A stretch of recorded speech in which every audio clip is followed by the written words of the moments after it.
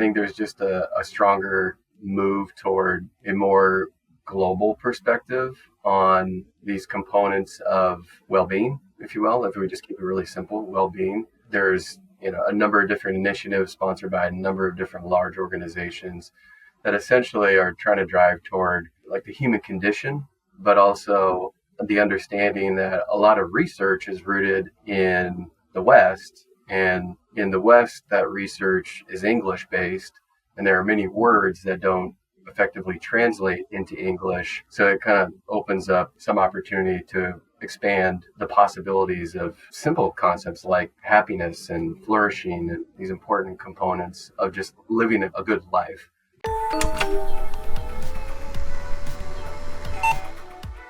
Welcome, everybody. My name is Haresh Singhani. This is Conversations with Haresh. We'll be talking to people of varied backgrounds, covering various topics. I'm very excited to be able to share these with you. The goal is to increase curiosity and empathy amongst all of us to help us grow professionally and personally at all levels. And of course, we also want to make sure that this is fun. So thank you again, and we'll look forward to having you. Hi, Sam. How are you? Good, Haresh. How are you? Good. Thanks for being on the podcast here. I really appreciate your time and help. And I'm glad we had a chance to meet at the Women in Tech Regatta that Melody and team did a couple of weeks back. Yeah. Well, first off, thanks for having me. And it was great. It was a great conference, and it was great to connect with you there. And you've done those, just as a quick question, you've done those several times, right? You've been doing sessions at the regatta for some number of years. I believe this was the third or fourth year. Yeah. Okay. Awesome. And it's been fun just to watch it evolve. I can't remember if the first one I did was before COVID. It's definitely gained momentum. Melody and team's done a great job. They've done a fantastic job. Yeah, it was my first one, but that's awesome. And I'm glad we had a chance to meet there and at least be in the same room. As I mentioned, this is Conversations. We're talking to interesting people. So far, I think we've had more kind of people that are overlapping with my own domain, but the objective is very broad to have interesting conversations with people and drive or leverage empathy, curiosity, and hopefully it'll kind of create some relatability and inspiration for others that might be struggling or aiming for goals in life, personal, professional, and so on. So that's kind of the idea behind this. Again, we welcome your time, effort, and openness. By the way, I mentioned a little bit of an outline, so we'll talk about your journey in personal, professional, and so on. But we can deviate. There's a section. Some of the guests have said, hey, we want to ask you a question or two. So we can deviate from our outline as we see fit or as you see interesting. So with that, I'll ask you to maybe give us a quick overview. I know you could do a very long introduction. So give us the manageable version. Keep it short and sweet. Okay. Well, so I am the founder of Ikigai Lab, which is a purpose incubator that brings experiences and education to life through this lens of this 1,000-year-old Japanese concept called Ikigai. Ikigai can be interpreted as your reason for being or your purpose, something as simple as the reason why I get out of bed in the morning. My journey to Ikigai is largely inspired by my Japanese heritage, and in particular, my great-grandmother Taka, who was a first-generation immigrant, came to the States in the early 1900s with my great-grandfather to preserve the legacy of a 1,200-year-old Shinto shrine in Fukuoka, Japan. My background is in asset management. So I worked in financial services for about 20 years. About 10 of those years were spent leading a management consulting team that was coaching and consulting approximately 1,000 financial advisors per year. In doing that work, I started to notice that the word growth was everywhere in the industry, defined by financial growth primarily, not by personal growth, and observing that in the industry forced reflection and the recognition that my pattern of decision-making was everything that I was grumbling about.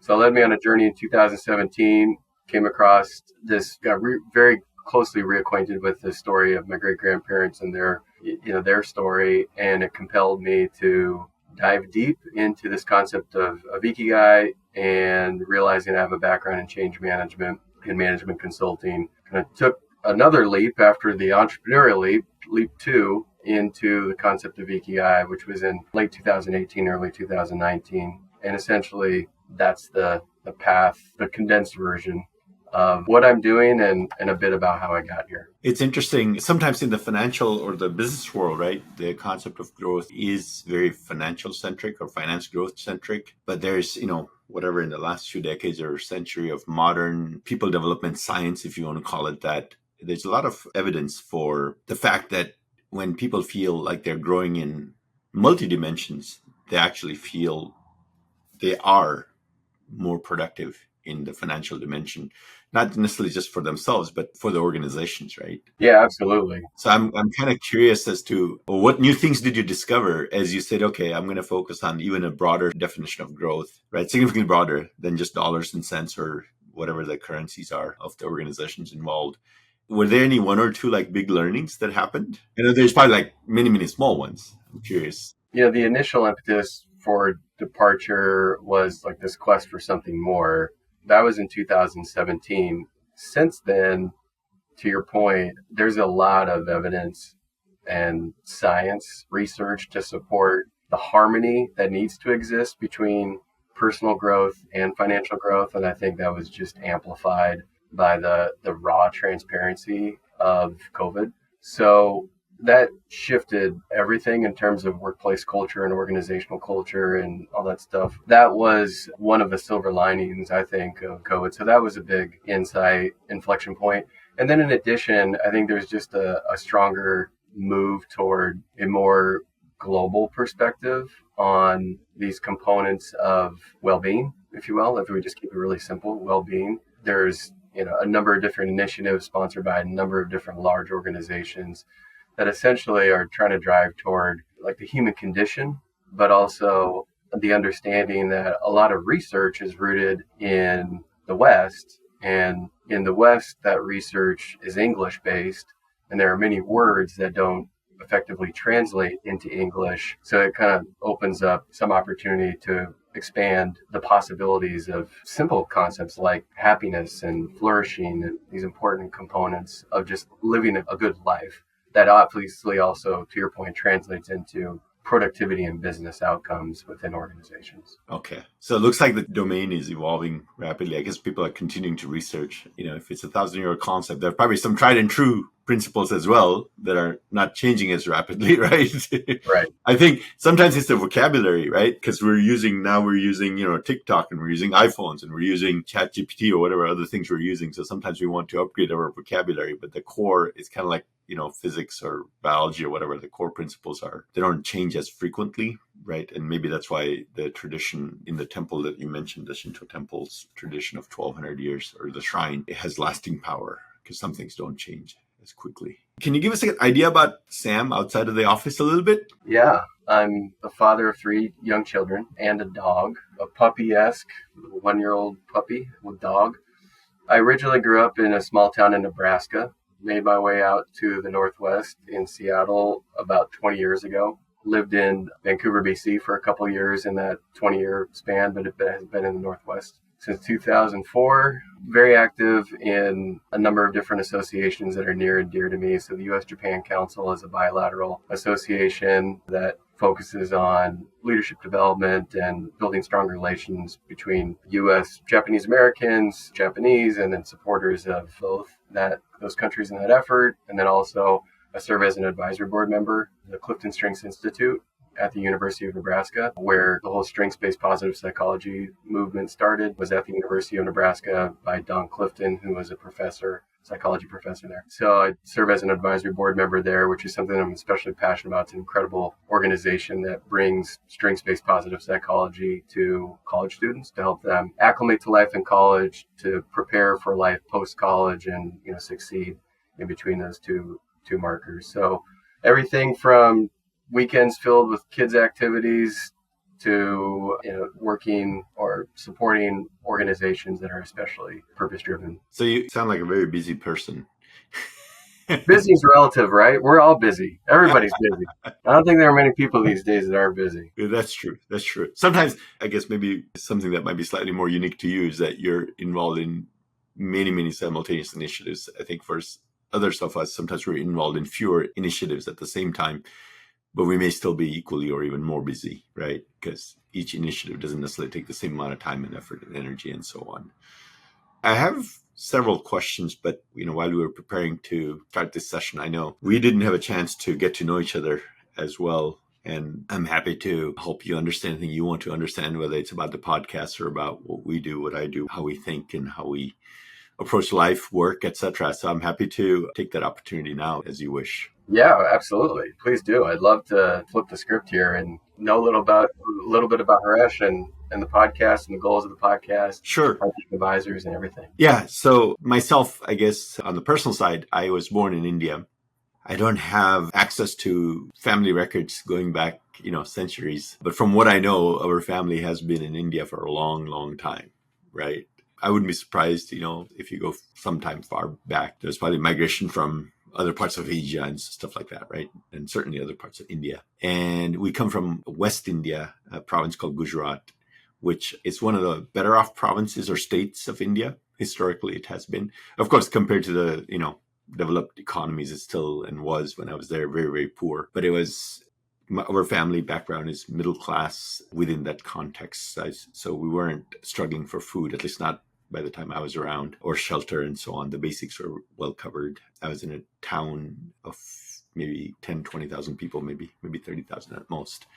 And so I was there for 13 years, finished middle school, and then I came to Seattle actually in the 80s. And I've been here since, so about 40 years. I'm a Husky 4 times over. So 4 times. UW is my school. 4 times. Yeah, so I kept studying different things, physics, electrical engineering, computer science. The last thing I did was, I think, at least as a full-time student, I was pursuing a PhD under Professor Chi Chan, who was from Hong Kong, and he's back in Hong Kong now. He was very supportive, and I said, I don't think this is going to work out for me, this culture of hanging out with researchers and locked up in research labs, and especially in Seattle where there's not a lot of light outside anyway. So I ended up exiting with a master's and then started working in the 90s, worked in many different organizations over the years. Some large organizations like AT&T, Amazon, some smaller organizations. And then about 20 some odd years ago, I got to be in front of clients, and that was the most exciting thing. So all that engineering work that I had been doing was a lot more internal facing, but in small startups, everybody has to be in front of clients. That kind of just opened up a whole set of new possibilities and excitement for me. And that kind of led me to go down a journey of more startups. Some of those I had an opportunity to be a co-founder of, and others I was joining teams that other people had already started, but at a smaller startup level and so on. And they were in different domains. In Internet 1.0 days, for example, I was in a team where we were creating this internal web stores for printing, right? Like if you're an IBM or if you're a big company, all people need to print business cards and stationery and all this stuff, right? So we would help them set up a website and then connect them with printers around the country or around the world and so on. And then there was integration software teams that we started.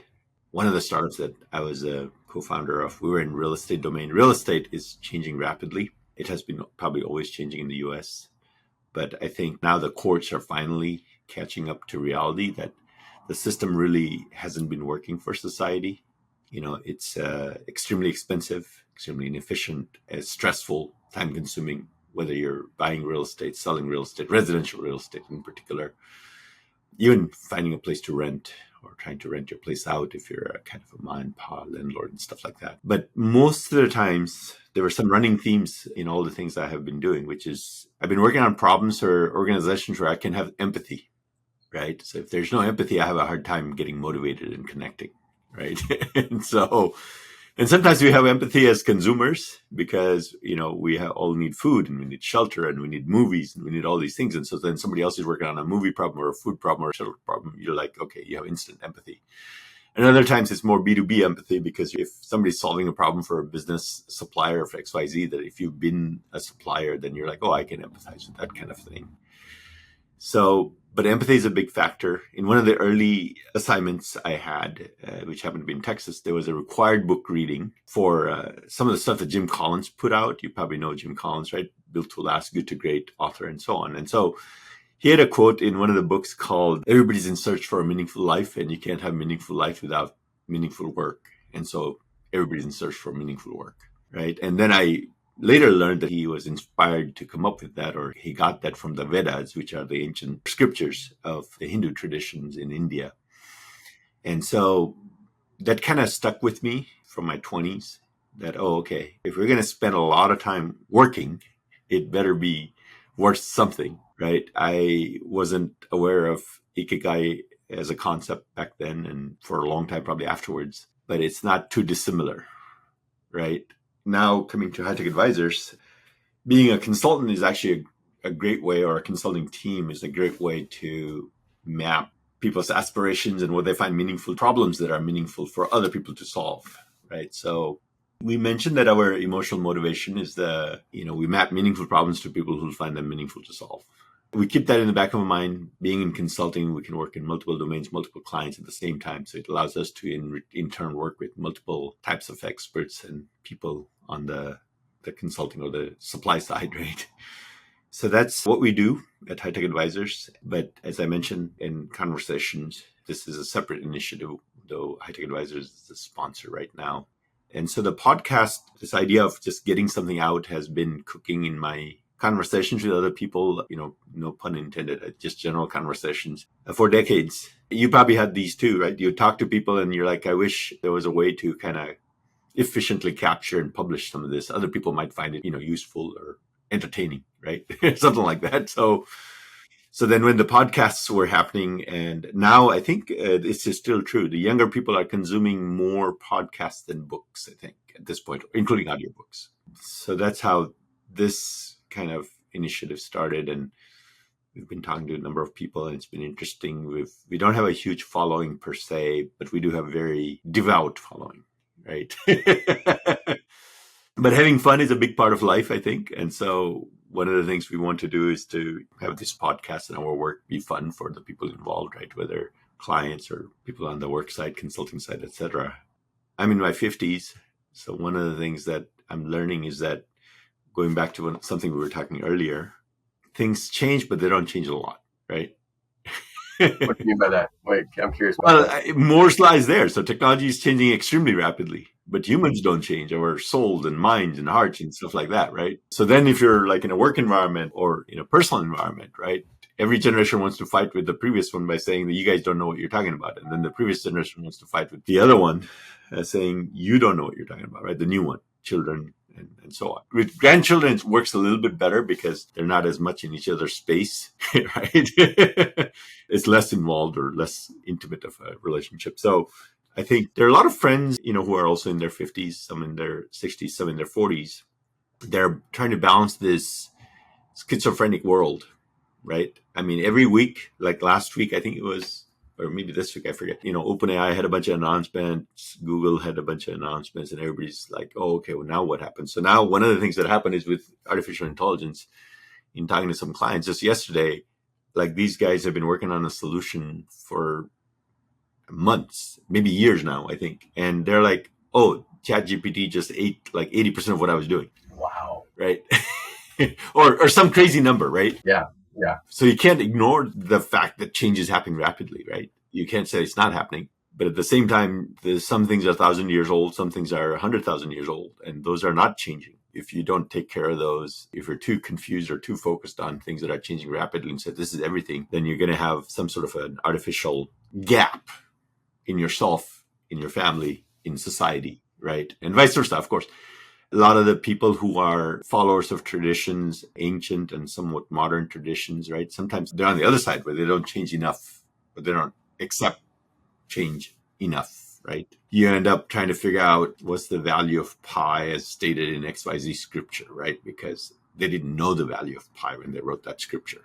And then you're trying to fit it all in and you're like, no, let's just accept pi as whatever we happen to know what it is now, and then see how it can re-articulate the tradition in a new vocabulary, right? That's kind of it's still an ancient example, but that's one form of change that some scriptures they haven't fully come around to.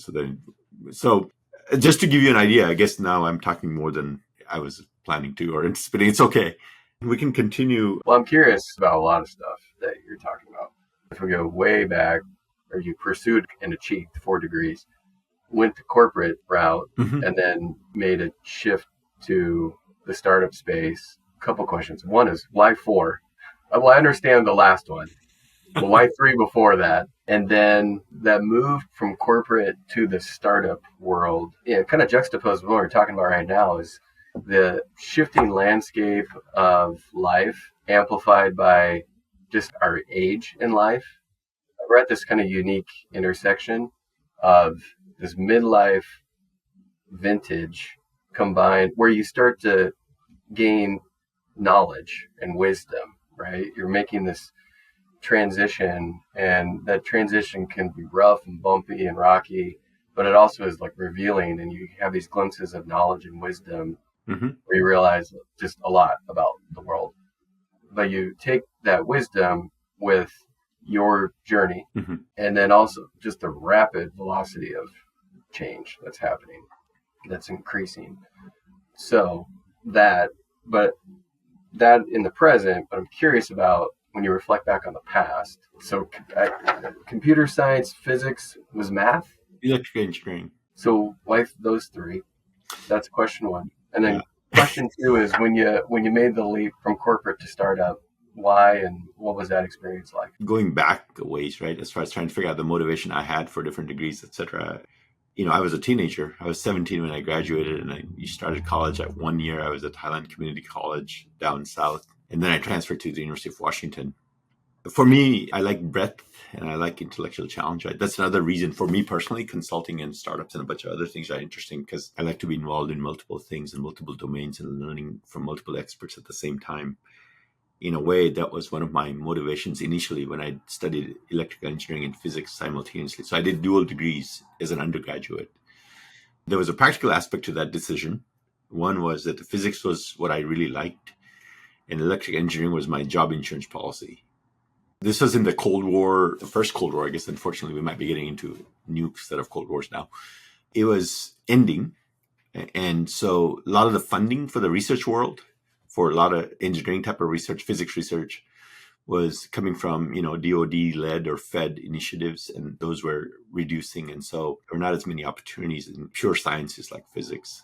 And so electrical engineering became like an insurance policy. And then the idea was to get a PhD and then become a researcher, right? Or a professor or something like that. That's why it made sense to continue on to the PhD program. And so master's degree became like a dropout or a consolation prize for electrical engineering. Then I started working in different companies. And then after a few years, the corporate world is interesting. It's not very challenging for most people, right? Once you kind of get there and you're situated, you're nowhere nearly as challenged as you might, like the average student would be in a college. There was one teacher I had at Highland Community College who used to say that he was our calculus teacher. And then he would do all these things. And we were like, why are you making us do all this, right? Why, not you, but why does the system? And he used to say that, you mark my words, you will wish that you had this kind of challenge once you start working, right? And he was so right. He's like, even if you become a mathematician, you are not going to be challenged the way you are now, and you're not going to enjoy it like you are doing right now. And we were like, right? We were like these teenagers, few early 20s somethings, and trying to figure out the derivative of whatever function or the integral of XYZ or whatever it was. And so for intellectual challenge and some practical considerations, I pursued multiple degrees. And then once I started working, I had a lot of time on my hands. And so one of the things I try to do, and I encourage other people to do, is wherever you are physically located, try to seek out what is the best of the best in any domain or any field there and experience it or, learn it. So if you're in New York, there's probably theater, there's finance, New York has a lot of things, right? But if you're in Los Angeles, right, Hollywood, right? Hollywood is perceived to be negative in many, many ways, but they still have some of the best when it comes to creativity and, creating art, right? And so it's like, if you have that opportunity to be in proximity of whatever you're in proximity to, just leverage it, right? And so in Seattle, it's hard to not notice that we have some of the world's best compute culture, right? Computers culture. And so that's how I picked computer science as a domain to kind of study more deeply. And I was working in a similar capacity already in the corporate environments, even though my degrees were in engineering and physics and so on.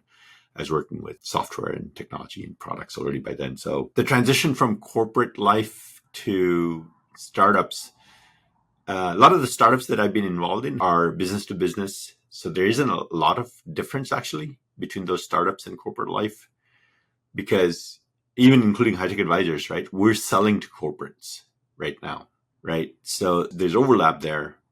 But one of the things I found that I liked about startups or doing my own startups or having our own teams and so on is the flexibility and the freedom of pursuing, opportunities that you find interesting, or where you just have the ingredients lined up and then you're like, okay, I'm going to try to go after something, or one of your business partners or your team members feel strongly about something.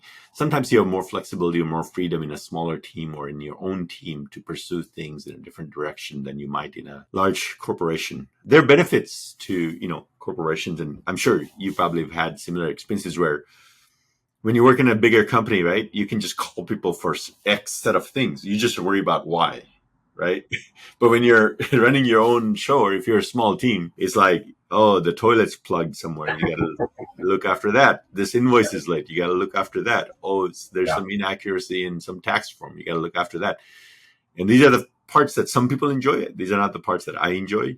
But this comes with the territory, right? So, but the parts that we really enjoy, for example, is we get a kick out of earning trust with clients. That's probably the highlight of my day on any given day, right? Yeah. And that's true for a lot of our team members, is how do you earn and grow the trust with clients and also with our team members, right? So there's no better or worse. A lot of young people, are looking at offers from big companies and then some startups and so on, right? It's like, what should I do? My kind of suggestion or guidance is always, you will end up doing both, or you will want to do both. Startup and corporate work, right? And that's how you'll learn more about yourself. So in my definition of growth, besides the financial side, which is part of growth, I guess, for all of us in a way, is increasing self-awareness, right? And you will increase more self-awareness by working in more different types of environments, corporate, startups, different domains, different cities, different geographies, That doesn't mean everybody has to do everything, right? Because life's finite. So in the transition or the motivation of working in startups while continuing to work with corporates, it is important, even if you are in startups, that somebody or you have corporate experience, because corporations are extremely powerful and influential. They could be clients, and you will have to work with them in some capacity. You just can't avoid working with corporations, right? Because essentially they're just such a large part of life, large part of society, right? And so even if you're selling to consumers, a lot of those consumers are going to be working in large corporations, right? So they will be like, oh, I got to balance whatever this is with my job at a XYZ corporation and so on, right? So that's probably, I think, points that you were asking about. The earning trust part, how do you know if that's one of the primary objectives? Is that just an innate feeling that you have, or is there, like, what are the indicators that you cue on? Well, the person that you're dealing with, when you leave one or all three of your children and your dog with them, then that person will know that Sam probably trusts me, right? Yeah. Right. So it's something similar, right? In general, right? When they're like, if it's a corporation, they have some corporate client and they have some critical initiative and they're making you a dependency, right? Now they trust you, right? Before they made that decision, right? One of the things about financial growth or just numbers, the money numbers, is that can be a proxy for trust in some cases. Yeah. Right? If somebody's doing a large transaction with you, then that's potentially there's some trust involved. But also it matters in the order of what happens when, right? So if they're just buying toilet paper from you, they can examine the toilet paper before they write the check. So then there's no trust involved, right? Because they just verify before they write the check. Yeah. And that's probably a very simplistic example. So other things are like when they bring you new problems, right? You worked on problem X, they really liked whatever happened, and you can see that when they bring you Y. And sometimes Y can be totally unrelated, and you probably run into this, right?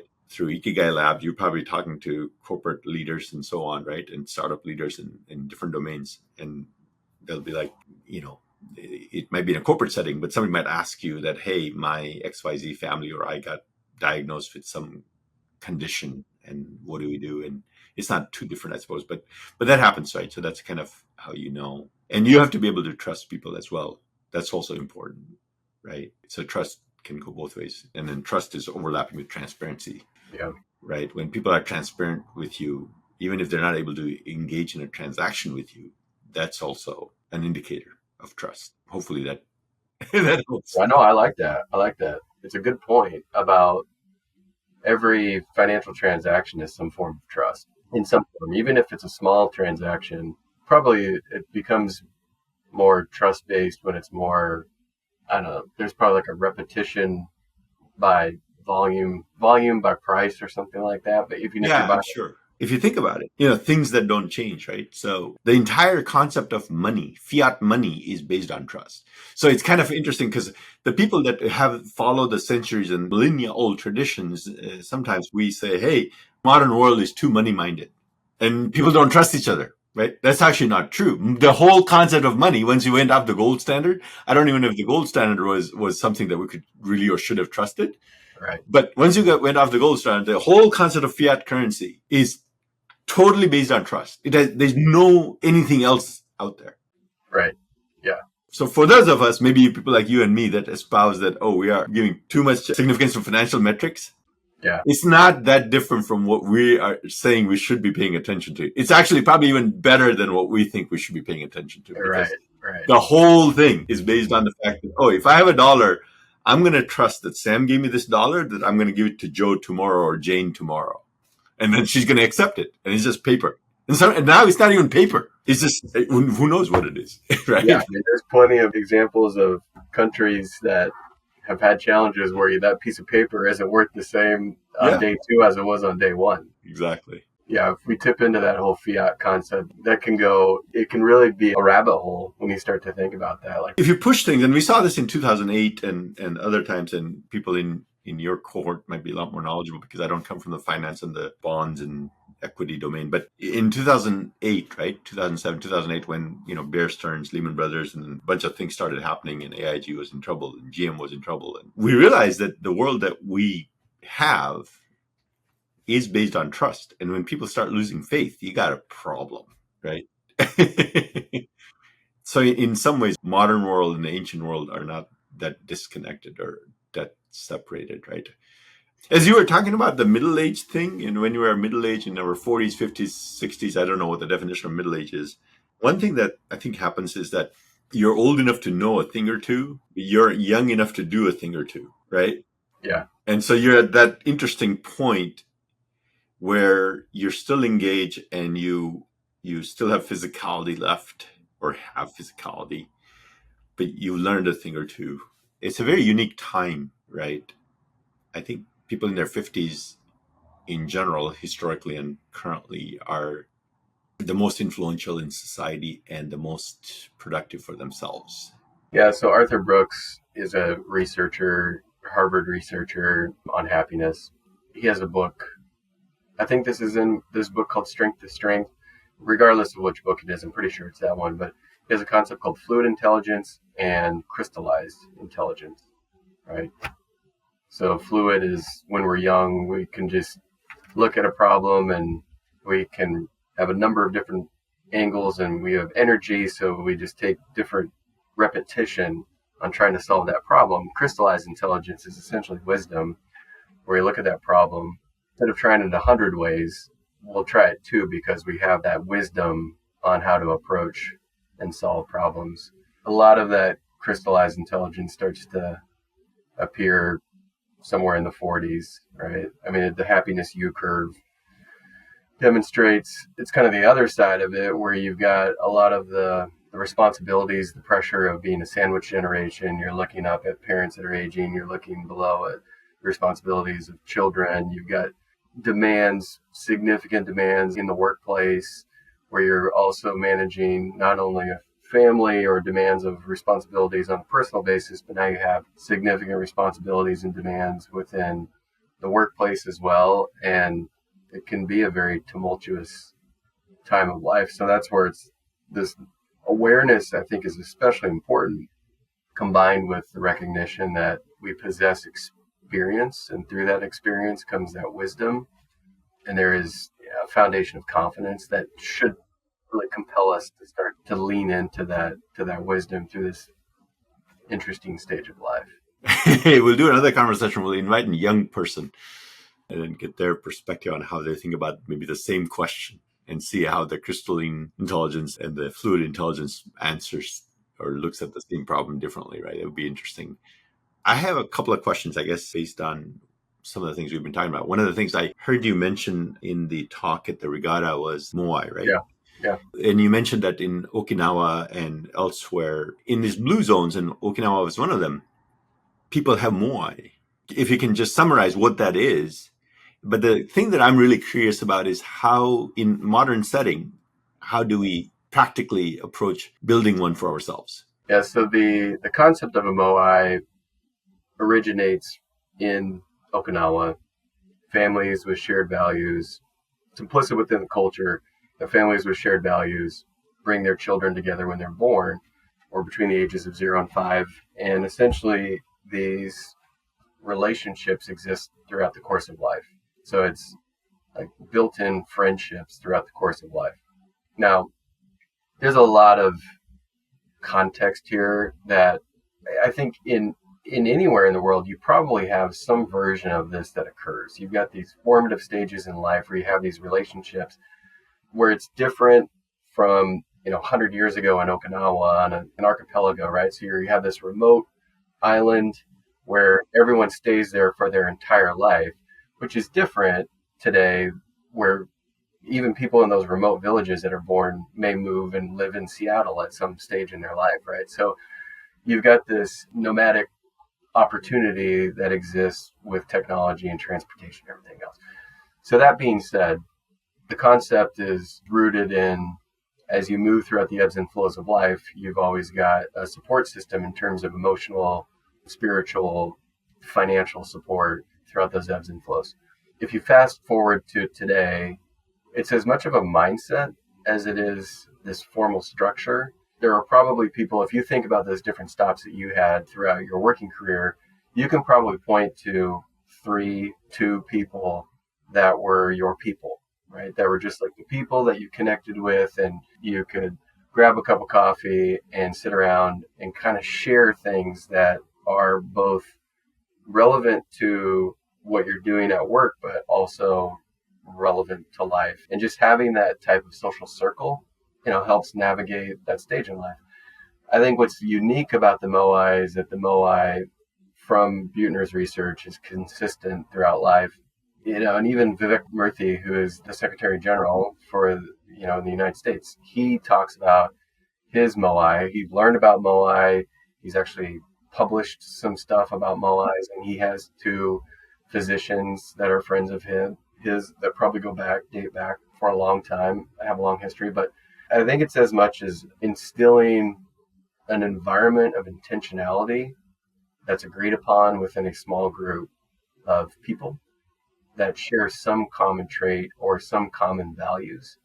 Because in all the work that I do, either if it's within an organization, we'll introduce Moai and we'll say, this is a Moai, at least throughout the longevity of this engagement. But we would encourage you to take that and extend that beyond, this series of engagements that we have with you.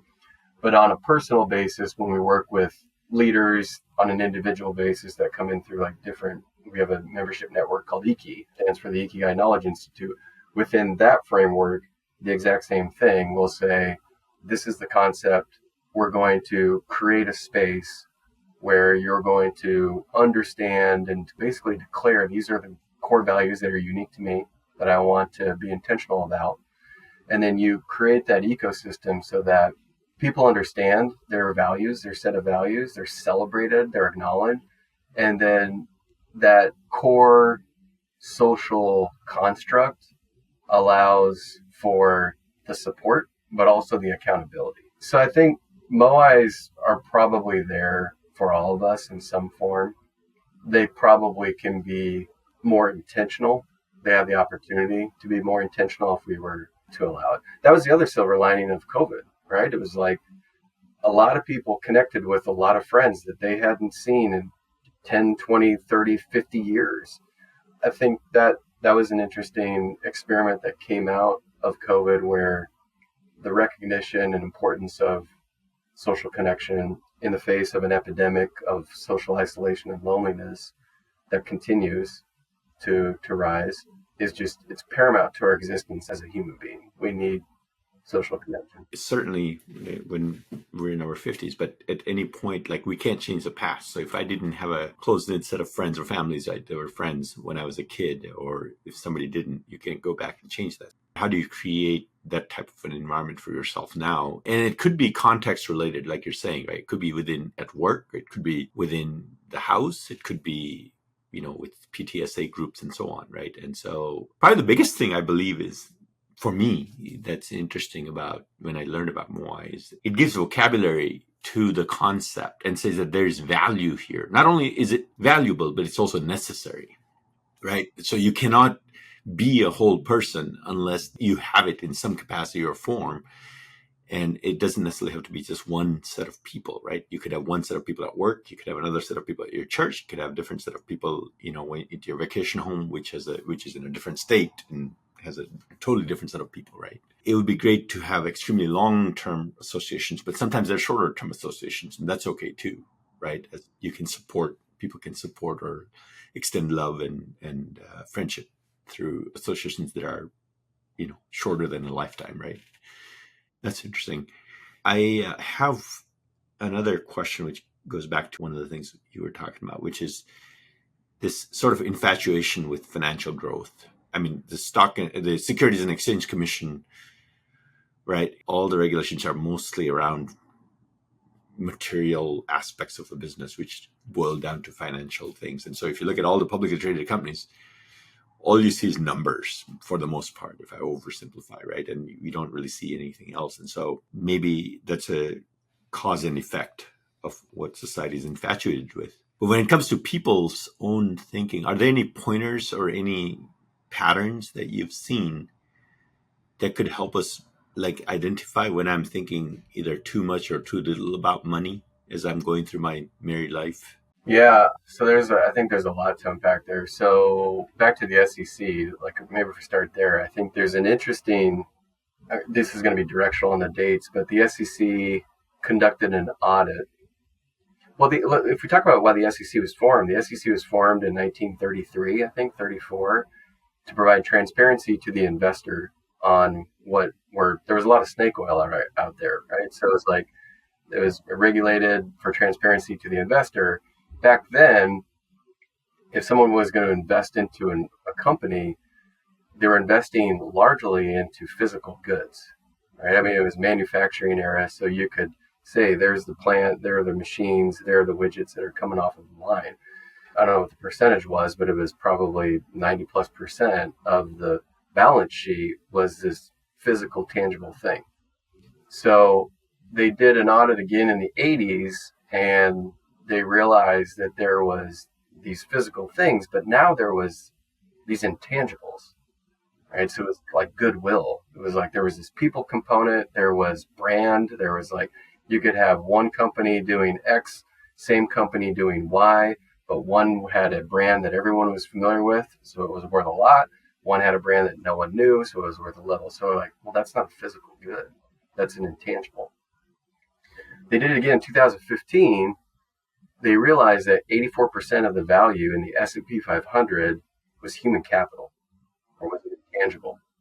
So we have transformation from the industrial age to, the service economy and the knowledge economy, right? And so I think now you look at just the concept of even productivity, right? So productivity historically used to be based on the productivity of a machine, then it became the productivity of tools like the Microsoft suite of tools.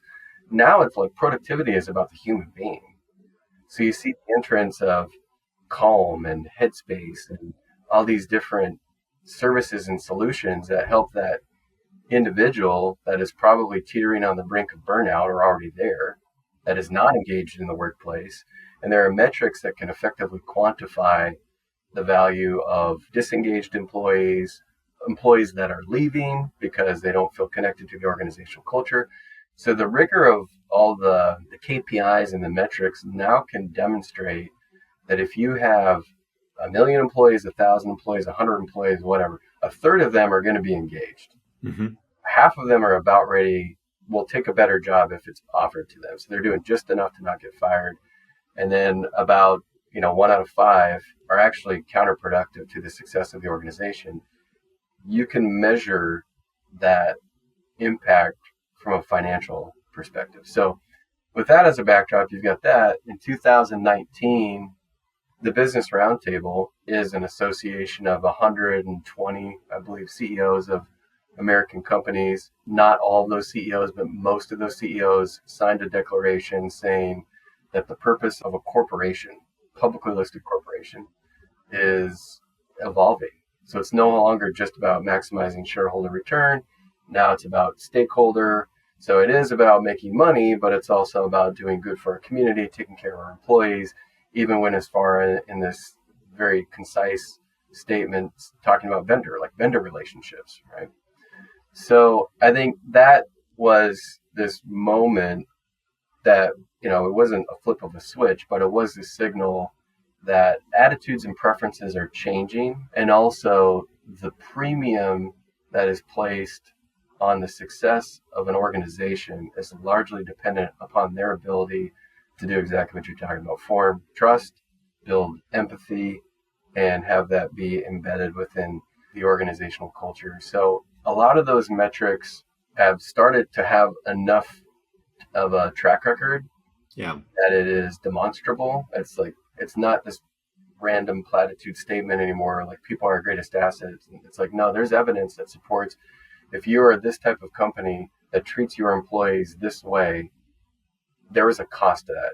So it gets the CFO at the table, who now may have been the person with the arms crossed, with shaking their head when the head of HR was talking, the chief people officer was talking.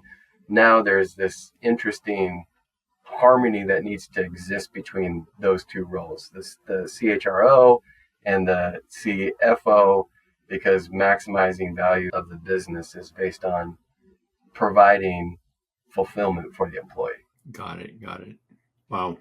I think we can probably do a 5-hour conversation at least. So unfortunately for this one, we're getting close to time. Yeah, I think we've covered so much ground. One of the key things that sticks out at me is broadening the definition of growth and then acting to it, right? Because otherwise you're not changing anything. So any thoughts to summarize that you want to leave the listeners with? Yeah, I think the main thing is just Ikigai. I'll end where I started. Ikigai is, your reason for being. It's your purpose. It's a verb, and it's about intentionality. But I think the really important part of all of this is that it's about intentionality in the moment.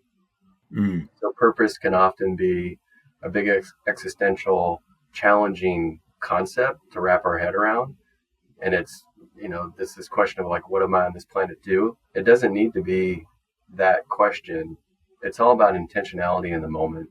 So anyone who is listening and kind of grappling with direction or a challenging business decision, or, I think when we start to boil it down to the moment and think about how can I align actions with my priorities right now as a foundation and take a small step, that small step creates positive momentum and leads toward another step that eventually brings your Ikigai to life. That's probably how I would wrap things up. Okay. Yeah, it's great. So intentionality in the moment and at all levels or in all spheres, right? Could be at work, could be personal, family, and so on. Again, I appreciate your time, and it's been wonderful chatting about all things Ikigai and otherwise. So thank you, Sam. Likewise. Thank you, Haresh. This is a great conversation.